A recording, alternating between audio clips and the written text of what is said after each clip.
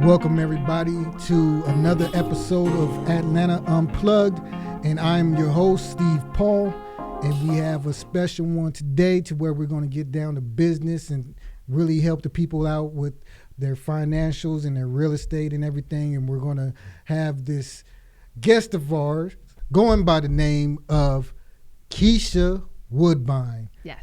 How are you today and how is it going? I am good. Everything is wonderful. I'm blessed in all this craziness to, get the opportunity to do this and still out there helping people and feeling good. It's good. That is absolutely great. When you feel good, that's the best thing you could have going on. Definitely. Now, Keisha, why don't you break down what you're about, what you do, what is your title here in Atlanta? Okay. All right. Well, like you said, I'm Keisha Woodbine. I've actually been a realtor in Atlanta for the past 15 years. I also have my real estate license in Florida. A lot of my family is there too, so that just made sense for me. So I've been around Atlanta a lot. I live more in the Gwinnett area, but of course, it's wherever you need me, I'm there. Actually, over the past 2.5 years, I've been part of a financial literacy company. Someone approached me and basically asked me, what are you doing with your clients that can't get approved? So they want a home. They're excited about buying a home. They spend $1,800 a month, $1,500 a month, $2,200 a month for a rental. Mm-hmm. That means that they can afford a home, right? Actually pay the money and afford it, but their credit is stopping them. So he asked me, what are you doing with those people? And I really didn't have a suggestion necessarily. Yes, the lenders help them out and, the lenders will give suggestions, but there was no actually system or program. So when I was introduced to this business, it actually made sense because to be transparent, I needed the services myself. Okay. So getting into the financial part came about because you were in real estate? Yeah. So, it's mainly, that was how he first approached me. But as I got into it, I realized this is not about real estate. This is just about people, especially our people. Needing that assistance, not knowing that they don't have to stay with bad credit. Not knowing that, yes, you can be a homeowner. Okay. So what is the number one issue with our financial situation? And we're mainly talking about Black folks. Okay. Got it. Oh, I'm asking the question. It's anybody. It's anybody in America can use these financial literacy services. So credit restoration is our main flagship product. That's mainly why people come to us. Okay. But along with that, there's other services that kind of go with that. So are you asking the main as far as credit? I'm asking the main issues, and does it fall more on certain groups of people, or is this just something that you have seen just across the board? Mainly our community is big, a big percentage of those people with less than perfect credit. Who would love to own a home. That's maybe who I come in contact more, just in my group, a lot of Caribbeans, right? West Indian community. My background is Jamaican. So I'm kind of in that Caribbean community, and just being able to share this with them as a tool that we have to help them is important. So yes, that can be a very big percentage, want to own a home, how can I do that? Think that they're never going to be a homeowner because of something on their credit, because of their credit, past credit issues, whatever it is, not knowing how to fix it, not knowing what to do next. Now, is it something that is education based, meaning that it's not taught in the schools, and that's the reason why a lot of people are struggling with their financial situations? Is it purposely being held? The information, is it purposely being held, or is it that the people are just not aware of it? Right. And that's perfect. That's a perfect question, because actually in part of our presentation, we say this is not taught in schools. Okay. That's what we say. So, I have 2 kids. Even when I was in school, I went to school here. I finished high school here, went to Georgia State. In high school, no one said, hey, let's get to the 800 club. That wasn't something they taught, budgeting. They didn't talk about credit. And a lot of our parents didn't know. So how can they teach us? So Right. it's just like a constant cycle, Right. you know, and that's kind of how it was. I mean, at that time when I was young and had my son, I couldn't teach him about that. I didn't even really know about it. So it's not being taught in schools at all. So actually this company has a youth financial literacy program where we are teaching that. We can go into the schools. We're teaching them about the savings, the budgeting. It has an app, right? We're going in there and talking about financial literacy, the power of credit, you know, how to be debt free, how, you know, all of that stuff. So we are going into school because if we don't change the trajectory, we're going to keep going in a circle over and over and over. Right, right. Now, you're right about the education, because I didn't really know about credit. I still don't know a lot about credit. I didn't even know that you could even go past. I hear them talk about 700s. Now I'm hearing about 800. How far can you go with 850, 850, and why is 850 the? Yeah, I mean, I guess that's pinnacle? just how it was created. You know, that's not something that's kind of like that 300 to 850.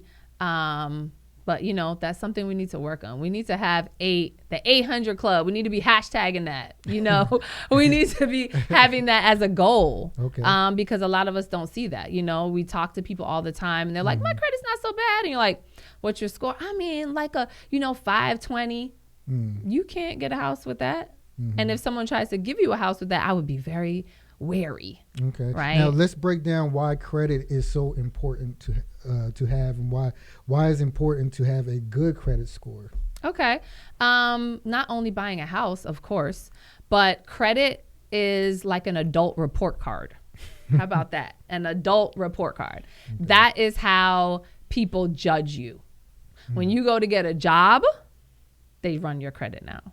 Why is that? Because they want to see if you are responsible. If you can't pay your credit cards on time, you can't pay your car payment on time, depending on the field you're in, are you going to steal? Are you trying to figure out some way to get something from the company to use for your own benefit because of the situation you're in? You know, it's a trust factor. It's a responsibility factor. I mean, that's all sounds like being an adult, right? So it's important. Getting a job, getting a house, getting a car, right? Why am I going to give you a $250,000 loan if you couldn't pay your $500 credit card on time, right? If you let things go to collections, if you have, IRS liens on your credit, medical bills, all these stuff, that's what they're looking at. And we know that's not always the case, but that is what people are looking at. So it's important because that's how they're going to judge us. So we can't get that house. We can't get the car.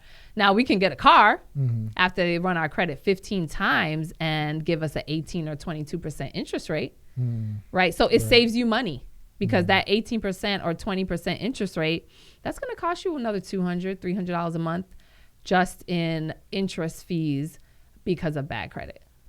Right. Now, do you think that it is a honest platform, the credit system, or is it designed for those that pretty much put it in place, or those that and that's hard. I never really the conspiracy theorist, but I definitely get what you're saying, because obviously we're probably a large percentage of that. And again, because nobody taught us. Right. A lot of the other communities, maybe the parents are teaching them, or they're learning in a different way. And because it's not the best, it's like, see, all of those, they got bad credit. They got probably bad. You go into those apartment complexes in those areas, and they're not asking for a high credit score because they know they probably won't get a lot of people to come in the apartment. I mean, most of my customers are, my people in the community, but I do want to help them and let them know you don't have to stay with this bad credit. Here's how you can fix it. Maybe you've made mistakes in the past. We can fix that because it's time to be a homeowner and do those things that you deserve. Is it hard to get out of bad credit? It's not. It just takes patience, which our community lacks. Now, that is the hard part too. There was a time, and it's still happening, however, before, when credit really started coming on the scene. Like, it's been here for a while, but as far as coming on the scene, and with credit cards, everybody was getting a credit card. students and everything. In and a T-shirt. Nobody and a water knew. bottle. Right. But nobody knew about what it meant to have credit. So they would run up these credit cards. Now you have masses of people just in debt. Yeah. So, and that being said, how long does it take to get out of that debt? And because we had that error to where you just had groups of people just, falling victim to credit cards and going into debt, how possible is it to really change that around? It's definitely possible. I think a lot of people choose the easy way out, which is file bankruptcy, and stuff like that, trying to wipe out their debt. But you just have to have a plan of action. So some of the programs that we have within our platform will do that, like the debt payoff. So basically most of these credit cards are high interest rates. Right? That's where a lot of it. So you make a payment and it's going towards interest. You make a payment and it's going towards interest. So some of our platforms will show them, hey, if you have all this debt, these credit cards, 5, 6 open credit cards, let me show you the best way to pay them down where you're paying the least interest. So let's get them paid off quicker.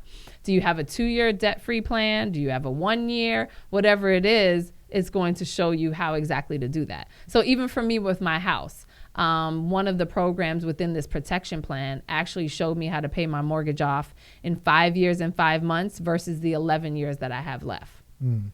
So we're definitely going to show you how to do that. And we're going to say, look, if these items are already in collections, let's use the laws to get them removed. Right? Because that original creditor, kind of gave up the right to collect that debt once it went to collection. And you didn't give them that permission. So we have our credit attorneys that will go after them to have these things removed from your credit report. Right. So that's one way to start getting your credit together, is having those items removed from your credit report, because that's going to increase your score as the negative items fall off. Right. Anything else you have, let's start making the payments on time. Let me show you the best way to pay it. Right. We have a simulator that shows you want to get 20 points. Okay, let me show you how to pay these cards down in order to do that, or get 40 points or whatever it is. Okay, why is it harder to get the higher points, but it's easier to get the negative points, Right? Like you said, however this was designed for whoever, one late payment, one 30-day late payment can drop your score 50 to 100 points. My goodness. One. And it's not going to come back that easy. Right. What? I mean, that's... So, you have to know what credit is made up of. 35%, you have a pie, 100% pie. 35% of that pie is how you make your payments. 35%. So more than a third of your credit is made up of making your payments on time. Wow. So what do you think is happening during COVID when people are missing payments? Right? Their credit is just getting shot. Right.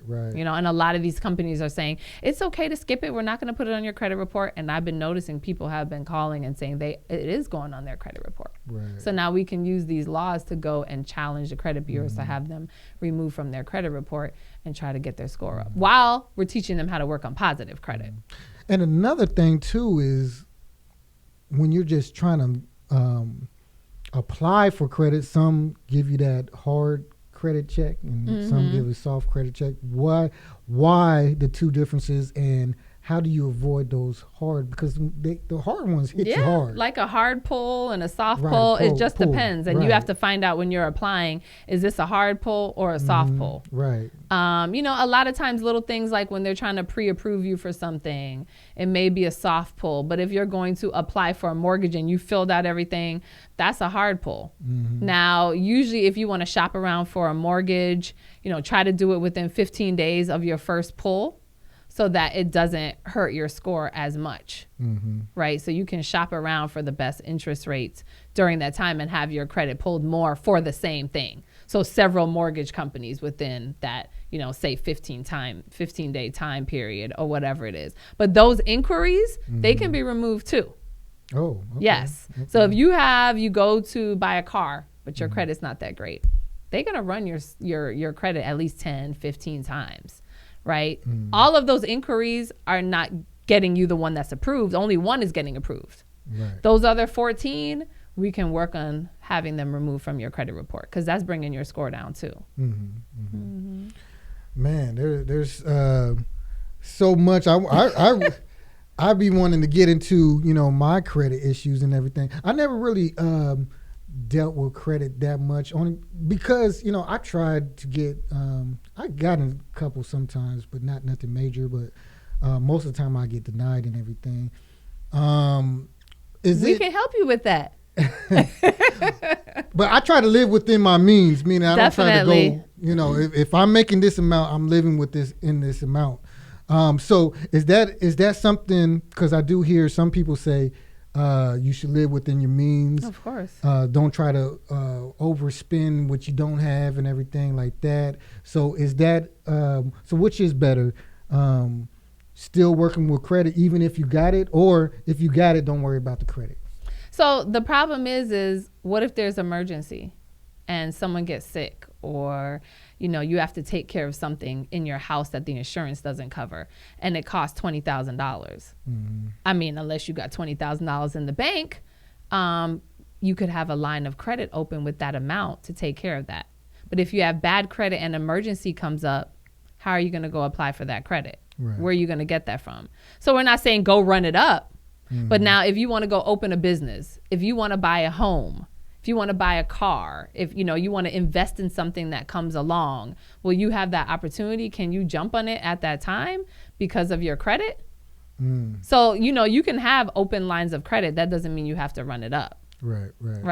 But in order to build credit, double-edged sword, right? In order to build credit, you have to have credit and you have to use credit. Right. So you have to have credit cards and revolving credit and installment credit, which is mortgages and car payments, in order to build credit. Right. You saying with your credit? With my credit, I literally had like a vehicle and a couple other things that were in collections that I wasn't paying on, and I was in the 600s, creeping up into, I was getting close to 700s, right? But I was like, maybe if I pay all this off, when I had the opportunity, I'll pay all this off, and then I could, I'll go up. It totally didn't happen that way when I had that opportunity. So I paid everything off, and I just plummeted all the way down. And it's like, what happened? I paid my car off, and then I wrote some letters to get, because there were things that were on there that were paid off, but it was, for some reason, it was still like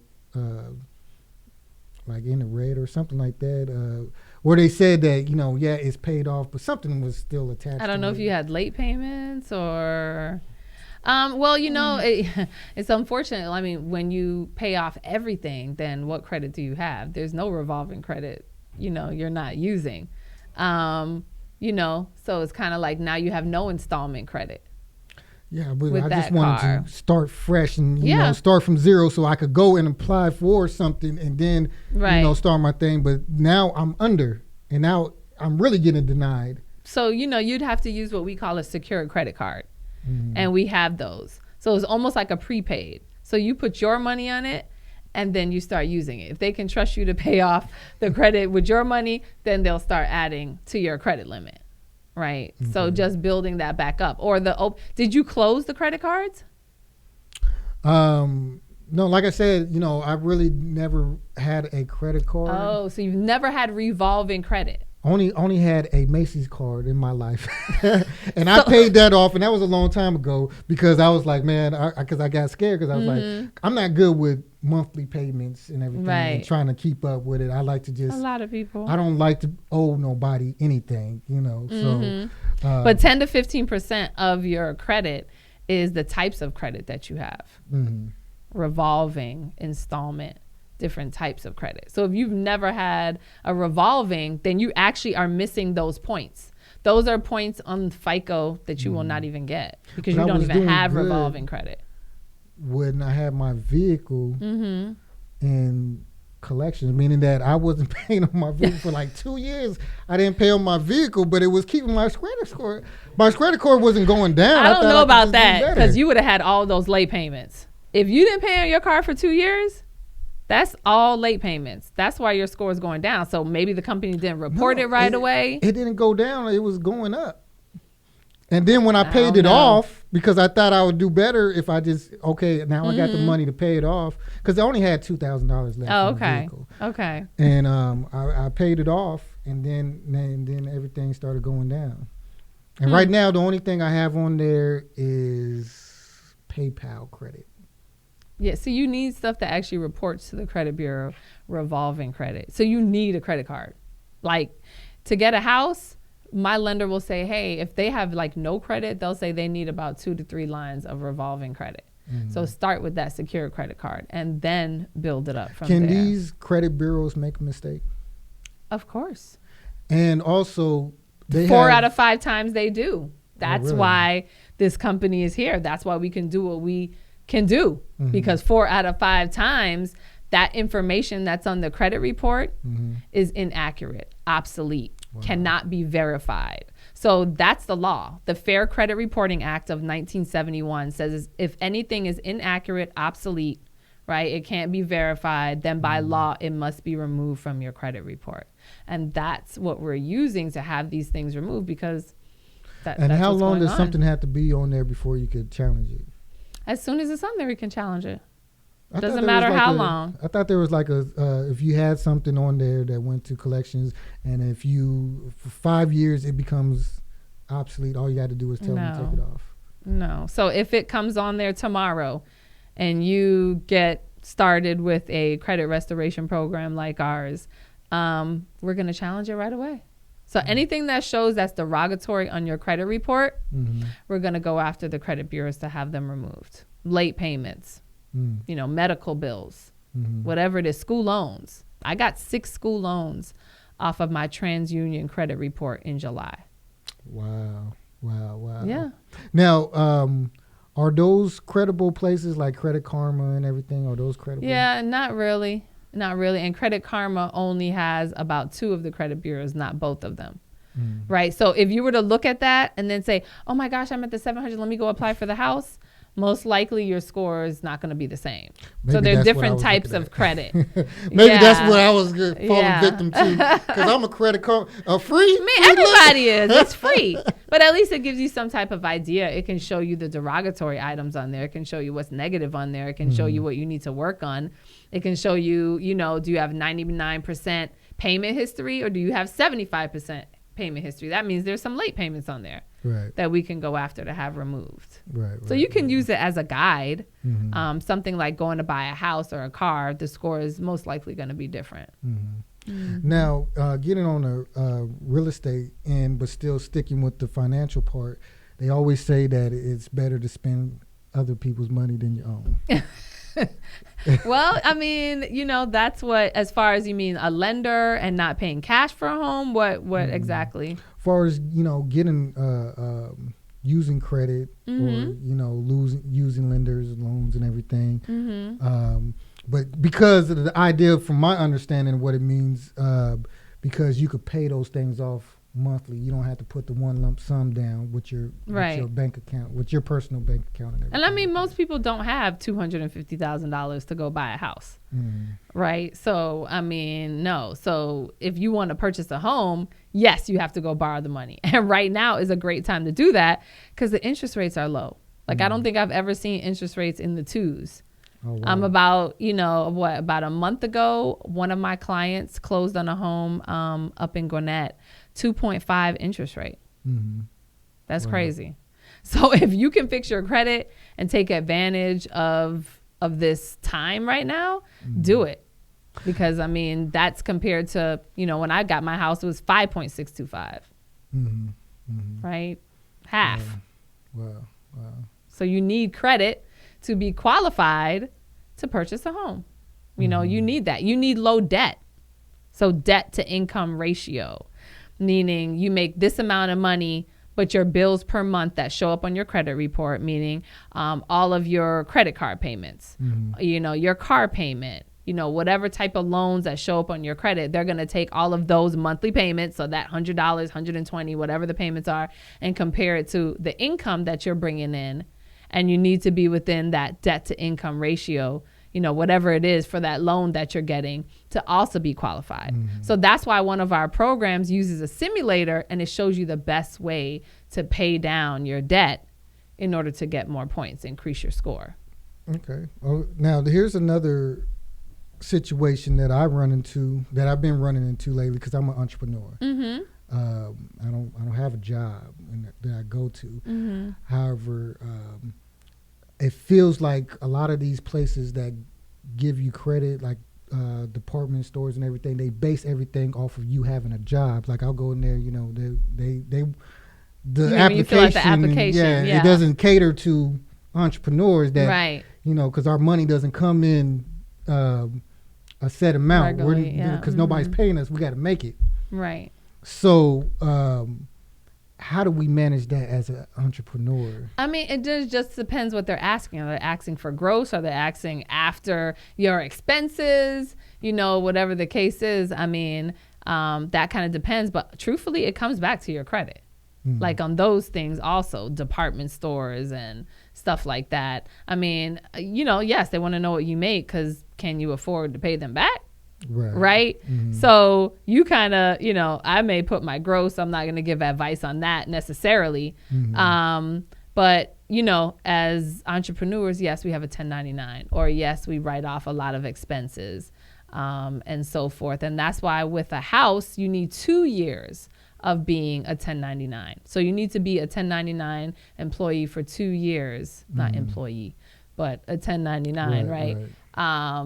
Entrepreneur, whatever it is. I have people who are truck drivers. They need to show 2 years of taxes doing that 1099. It can't be like, oh, I just came from being a W-2 for 10 years and now I'm a truck driver for a year. They need 2 years of that. So they need to show how consistent you are on your income, and most likely they're going to take the average of those 2 years to qualify you for the home. So within those 2 years, you just got to wait until those 2 years. Like you really... I mean, usually there's like bank statement loans and stuff like that. That's a higher interest rate. So there are things out there for... entrepreneurs. You just have to have a good accountant. I mean, you do whatever. Think about what your goal is. Like, if I need to show that I make this amount of money, you're going to have to kind of talk to your accountant, or throughout the year decide, hey, maybe I don't need to spend this much, have that many expenses, or whatever the case is for your goal. But yeah, with entrepreneurs, there are other ones. Again, it's the interest is higher on bank statement loans. So bank statement loans, they're really just looking at the income that's coming in, but you may have to pay 7% interest compared to 2.75 or 3% interest right now. So just, Now here's another side of the story too. When going to certain areas and they're not educated, so you almost get into arguments because they don't know that you can do this, that, and the third. You mean the bank? The banks or department stores, they're so used to just dealing with certain type of people. So when you step in there with a knowledge base, they're not expecting you to know what you know. Right. So they kind of get... well, they don't know. They're just the cashier. How do you avoid all that? It's like, who do you go to? But truthfully, honestly, a lot of those applications come back to your credit. It comes back to your credit, honestly. Like, you're probably overthinking it and was like, okay, well, I wrote off this much, so what should I really put in for my monthly payment? I mean, you kind of got to estimate it, just kind of give it an estimate, but they're running your credit. Like, that's the most important part. Like, they may ask you some questions like, okay, do you own or lease your house? Nobody, remember, she's typing that in the computer. So no one can like see that. She may put most of the information, but truthfully, it's all coming back to your credit. That's all coming back to your credit. Okay. So build back up your credit again. Get revolving credit to start building credit, because that's how they judge you. That's your adult report card. If you want to get adult credit card, I mean, it's kind of one of those things where we hate it, but that's how the world is. That's how America is. And, it runs off of credit.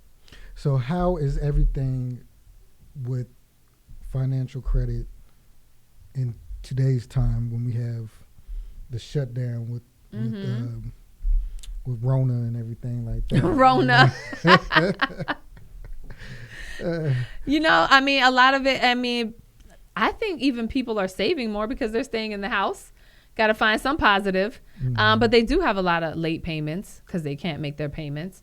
I know in the mortgage world, a lot of people had 3 months that they didn't have to pay their mortgage. Like it was a 3-month that they had, but they were not being explained or educated what happens after the 3 months. So some mortgage companies were making them have to catch up all 3 payments on their 4th payment. Now, if you have no job and you can't make 3 payments, right, what's the miraculous money on the 4th payment? Right. So what happens? Now they're going to start talking to you about foreclosure, or you're getting into a worse situation. So it may have seemed great that you didn't have to pay your mortgage for 3 months. But again, when you're talking about our community, it sounds good, and we just jump on this thing and we don't really ask the questions. Right. Now, a lot of them were put in the total on the back of the loan, right? Which that may be fine, okay. But they're not asking the right questions. They don't know. And so a lot of people have gotten caught in that, especially even on the credit cards. Like they're saying, oh, I got a late payment. They told me I didn't have to pay it, but the late payment showed up. So, a lot of that is going on and dropping people's credit score. Stressful So situation. now no job, no credit, yeah. No income. But I think a lot of people are looking to even being entrepreneurs now since Corona. Right. I feel like that. I mean, because there's no job to lose, right? I mean, that's how I feel. That's a lot what I've heard people say. If they had another stream of income, and that comes back to financial world, that comes back to savings, building up your savings, budgeting. But if you only have one income, then what happens when you lose that income? I mean, you're freaking out. Right. But if you had something on the side, a second stream of income, something residual income, maybe you can put that in a separate account. Maybe that's an emergency fund. A lot of us don't even have a $500 savings. Right. $500. Do not have $500 savings, but you have 3 kids, 4 kids. What happens when there's an emergency? Right. So that's what the credit is also for, because you could have that line of credit and credit limit to use if there's an emergency and something happens. But no money in savings, no credit.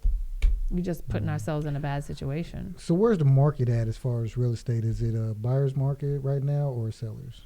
Man, we need some houses. Like literally people are begging for homes. So yeah, is the sellers are doing very well right now. Because there's not many inventory out there. Like there's not much inventory. Like they call me every single day to buy my house. I get a text message every day about buying my house.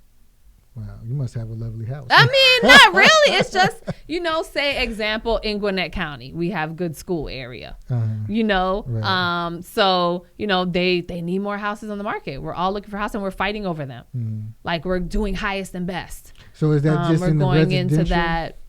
Is that I mainly focus on residential. Okay.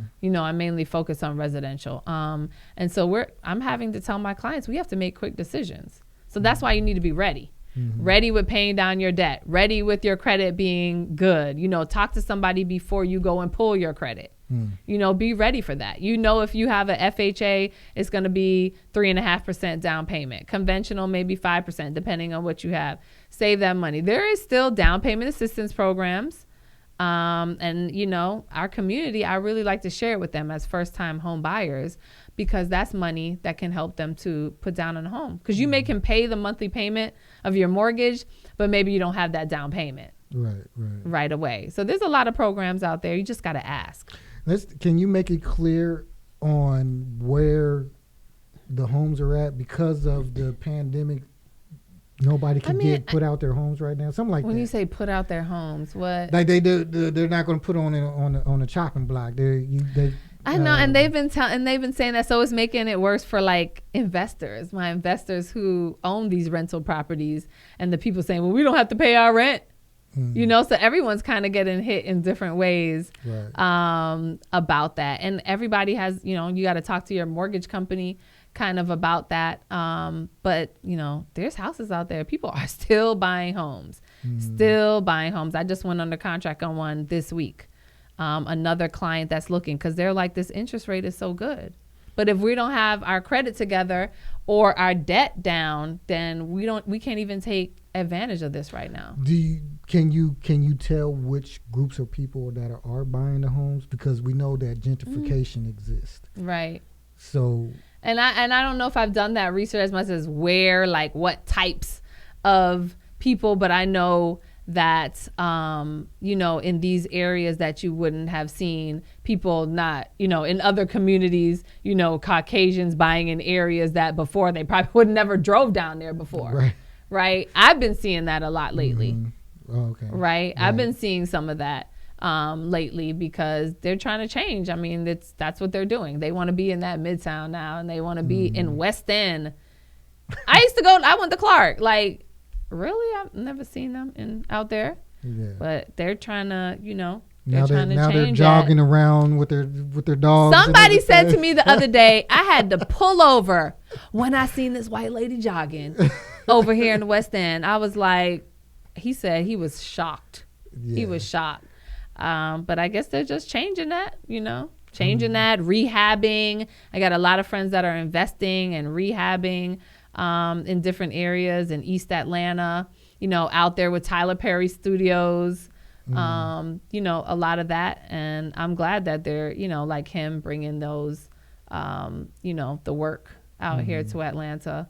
I know before Corona, there was a lot of like filming movies and stuff. I think that had to do with like the taxes here. Right. So they were coming and doing that, so that's kind of building up the community too.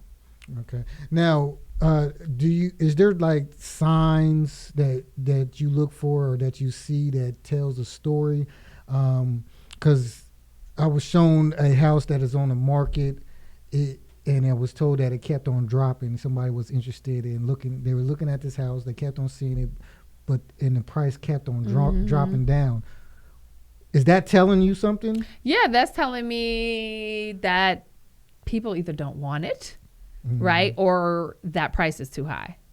So a lot of people are trying to take advantage of these times where people are playing, these higher prices, right, where the price just keeps going up and up and up.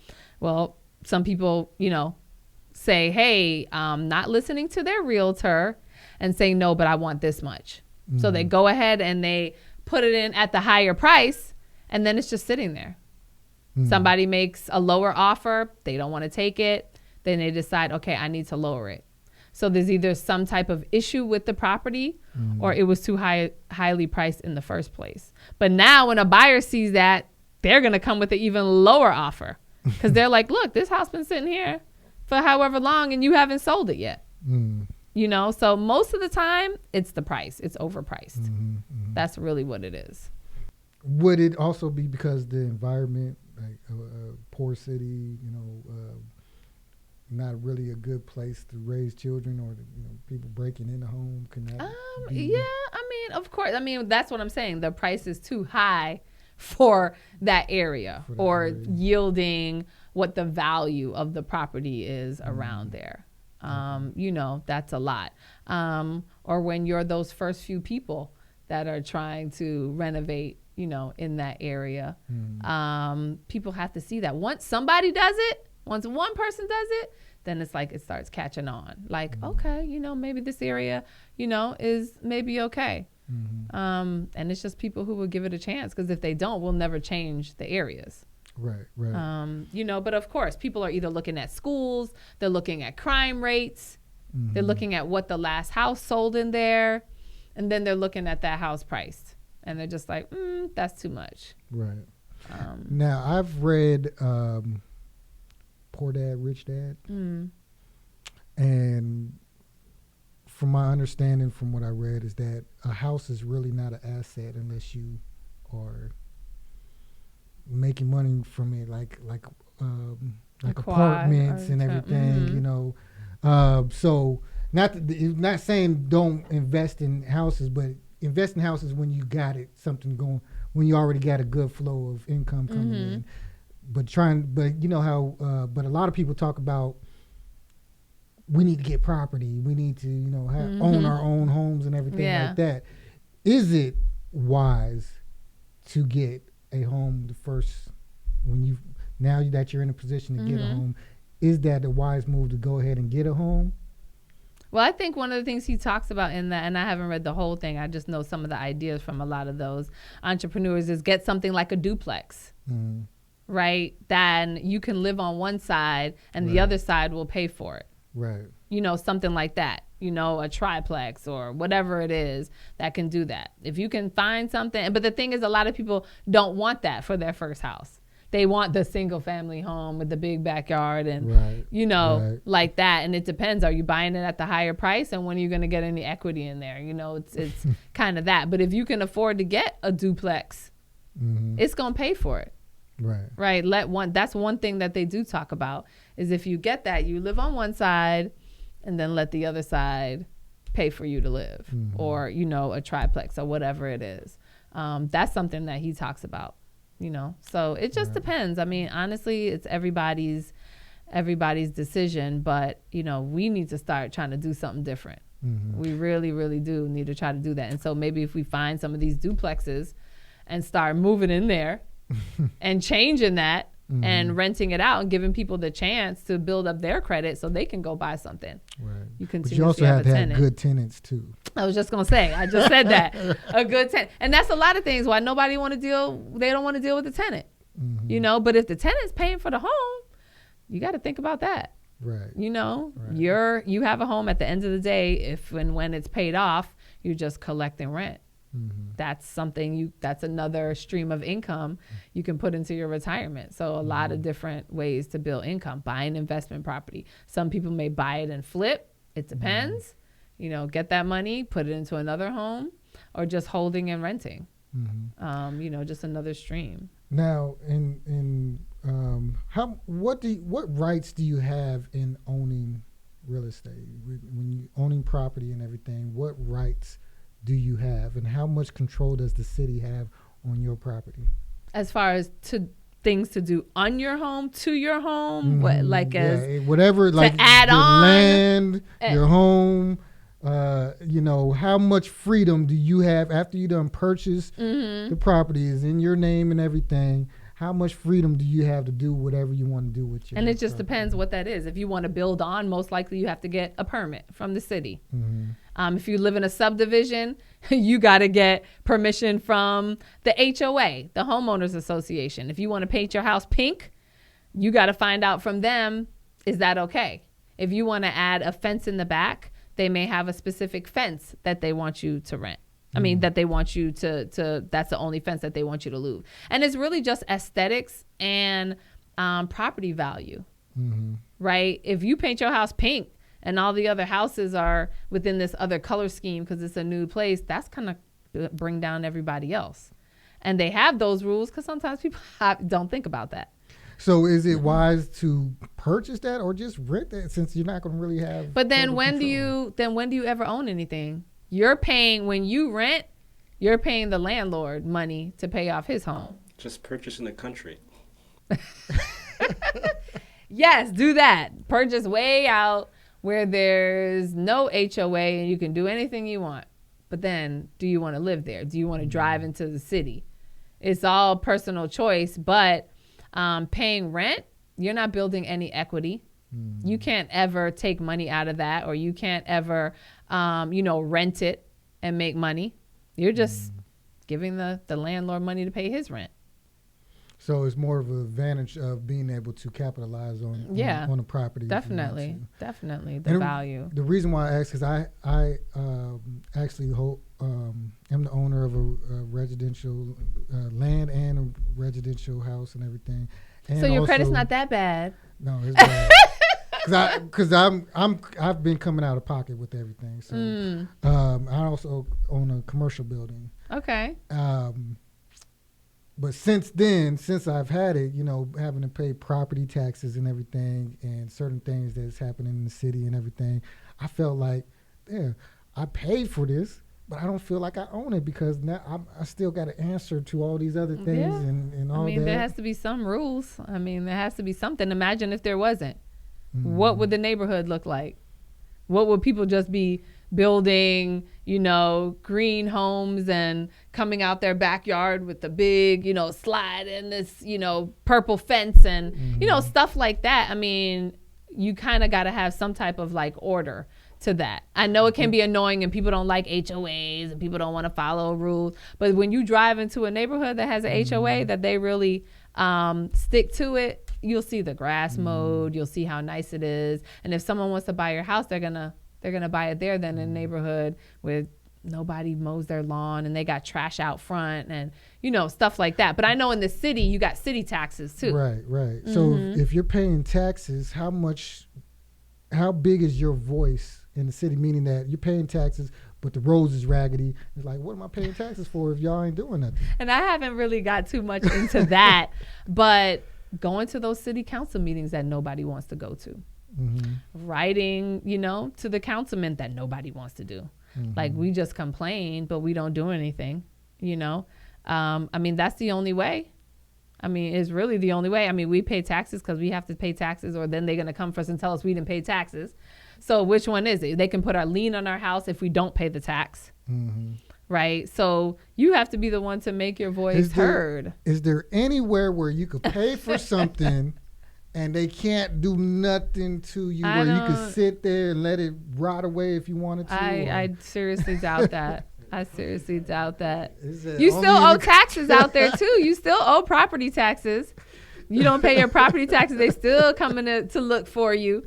Maybe you can, have 2 semi trucks on your property and they're fine with that and have a barn or whatever. But most of you guys want to live where the action is, where the schools are good, where the, except for him, he likes the country. But you want to live in those places. And the only way for them to look good, is kind of to go along with that. I mean, but that's really just letting your voice be heard about those things. Like, okay, what are the taxes covering? Going to check that out. Maybe it's on their long list of things to do, the potholes. But that's kind of contacting the city. All that is hard. But, I mean, that's really the only way. So you kind of got to do your research on the area first. Before you purchase, especially if you're going to be an owner occupant. And see, that's the thing that I don't think a lot of, because I deal with my group of people a lot and everything, and I don't think they're educated or really understand that side of things as far as being a actual owner. Because when you're an actual owner, you have to make things happen. Meaning that nobody else is going to come. You can't call the landlord, the apartment complex. Right. Yes. And I do a lot of homeowner seminars, homeowner buyer seminars, first-time homeowner seminars. And it's really just educating yourself. You got to educate yourself. You have to go find these seminars. A lot of lenders and banks will have first-time seminars. Like as a realtor, I'll do that. And I'll bring my lender. I'll bring my closing attorney. I'll bring my inspector, and I'm going to have them talk about it. Because at new homes, for example, when you're saying not educated, at new homes, buyers will think that they don't need to do a home inspection because it's new. That's a man building that. I don't mean a man, right? A human building that, a person building that. They're not perfect. Right? I've had many issues happen in new homes because they didn't use an inspector. Right. So just being educated on that. There's a lot of free home buying classes that are out there, how to deal with that. Inspection, getting a loan, what happens at closing time? What's the paperwork, the warranty deed, the this and that, all of that stuff. There are classes out there. People are just not going, and just finding the right realtor that maybe knows the area or works with, people they've worked with for a while. Because having kind of like a group, a network of people to work with and kind of educating yourself. So what do you look for when you look for a realtor? Like what are the key things that you would? I think experience. Someone who maybe knows the area where you're looking to move. Although lately people are just all over. Like this lady had me from Morrow, Riverdale, back to Stone Mountain, Lithonia, Smyrna. I'm like, what? Do you even know? Well, anywhere. And I'm like looking in 4 counties and I'm like, okay, no, you have to narrow down, what it is. If it's by school, if it's where are you trying to be every day? You have to go to work. Mm-hmm. The taxes in the area. Certain counties have less tax than some. Just researching that stuff first. But a realtor who kind of knows that, who has kind of affiliations with the banks that can tell you, okay, what types of loans that you want to get. Are you older? Is there some type of, like in certain counties, the taxes are less for people in that 65 and older. Oh, you're a first-time home buyer? There's down payment assistance programs.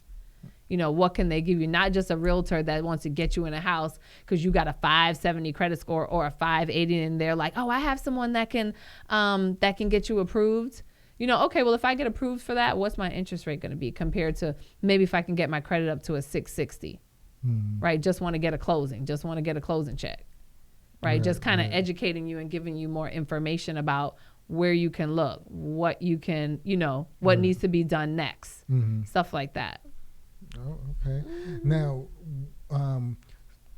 Now somebody has the opportunity to finally get get some real estate, get some property, whatever.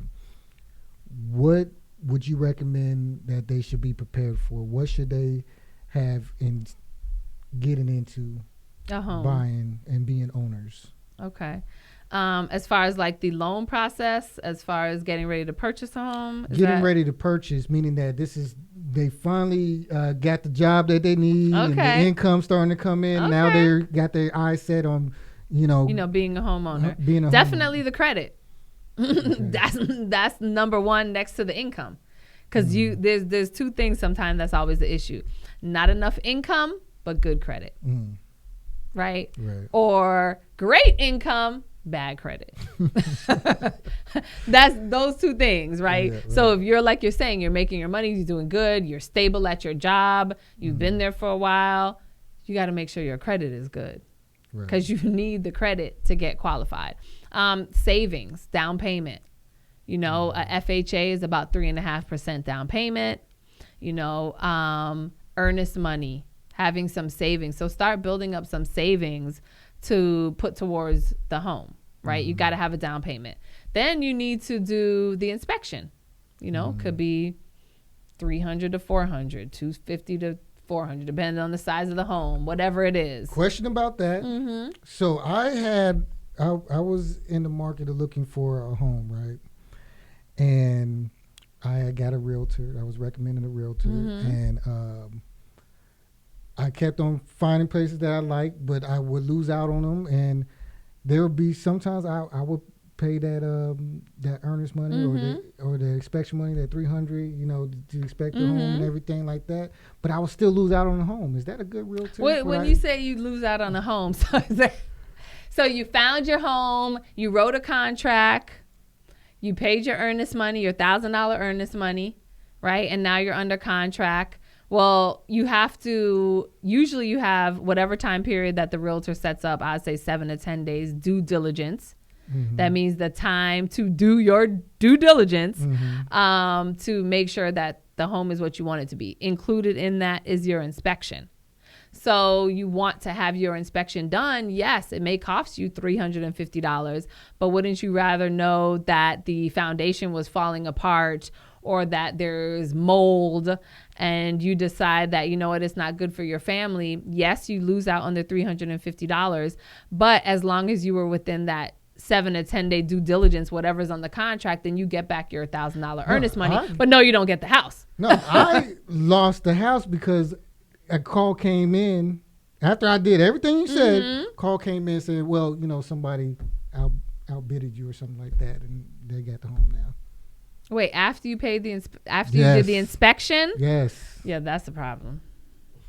Because if you were under contract, you were under contract. Nobody else can do anything during your due diligence period. You are under binding contract. The only way that somebody could come in is if you terminate that contract because you found something in the inspection that you didn't like. So if your contract had both parties' signatures, it was a binded contract, it says 10 days due diligence, you're under contract. Nobody can do anything at that time. Well, see, So what happens in that situation where you have a faulty realtor? I've never heard about. I mean, I haven't been through that situation, but I would be getting in touch with the broker. I'd be getting in touch with the broker, and I don't know, maybe some type of compensation for that, seeing what really happened. Because either she didn't do her job, and didn't bind that agreement in the time period that she was supposed to, and she just didn't know what to do. So, I mean, everything is about word of mouth recommendations. Right. But, you could interview realtors, ask them how long they've been in the business. What's their volume, monthly, or what are they doing, or, just depends. But yeah, that should never happen. You should never have put down earnest money and did your inspection. You should only even start paying an inspector because you guys are under binding agreement. You have a contract. As of right now, this house is yours unless something else goes wrong. So call me next time. But isn't there? I was told there's somebody you call to report realtors. So probably the Georgia Real Estate Commission. I would have started maybe with the broker, to see what happened, because their license is on the line too. You could sue them maybe for some compensation to follow through with what you had, but you would have to make sure that signature was. That the contract was binded, that it was a binded contract, and just making sure of that. And because she thinks you don't know, or he thinks you don't know, then they kind of make up something, and then you're just like, what? Wait, what just happened? Right. But if you had a contract and you look on the contract and everyone's signatures are there and it says a binding agreement date on there, that's your house for that time unless something goes wrong. So, but you don't want that happening to anybody else. So, check into that. Well, this is a lot of good information, and we could keep going and going and going. Yeah, a lot of my things is based off my own I experience. I hear that. So, but it's good information that I'm receiving, and it broadens my knowledge base and everything like that. So while we wrap this up, what is it that you would like the people to know? I would like to know that you can own a home. You can be a homeowner. You don't have to stay with bad credit, because those are my two big platforms. Real estate, finding homeowners, and I love working with first-time homeowners because that's exciting for them, right? And helping them to save money I can with these different programs. And credit is super, super important. It's your adult report card. I need some A's around here. Okay, need some A's, because good credit can get you far. It can get you a lot of places. Sometimes opening up a business, you have to lease something or you have to get business credit. A lot of times they start by looking at your personal credit. Right? So, you got to work on those credit. And no, if you made mistakes in the past, we can fix that. But we got to start. Right. We got to make that call to start from there. And then we can get to our goals, whatever that is. Okay, great. So how can people contact you? And Yes. So of course, social media is the game now, right? 2020. Keisha Woodbine _ so KeishaWoodbine _ so Keisha Woodbine, and 770-765-7539. So 770-765-7539. Keisha Woodbine on Facebook, Keisha Woodbine on Twitter. I just tried to start a TikTok. I got about 3 videos on there. Y'all come follow me. Keisha Woodbine on TikTok. Help me out. Don't tell me you dancing, trying to sell houses. We got this house. You got to have a personality. You know what I'm saying? You got to be able to talk to people. And sometimes you got to persuade that seller that you need to choose me, choose my buyer. Right. So, I'm here to help. I'm definitely here to help and change lives. We got to do that. Make some changes. Okay. And how long have you been in the business again? I've been a realtor for 15 years. And I've been working with financial literacy, which credit is a big piece of that, for about 2.5 years now. Okay, it sounds like you got some skin in the game. Yes. Well, all right. I appreciate you stopping by and giving this information and knowledge base and everything that everybody should be able to take away and and build from. And we just appreciate it. We appreciate that you were willing to be open and put that out there. And thank you for being on. Yes. Unplugged. Thank you for having me. I really appreciate it. And that is all. That is it. I'm Steve Paul, and this is Atlanta Unplugged. Follow us on Instagram. Follow us on YouTube. Like, subscribe, share, and hit that notification bell. And we're out.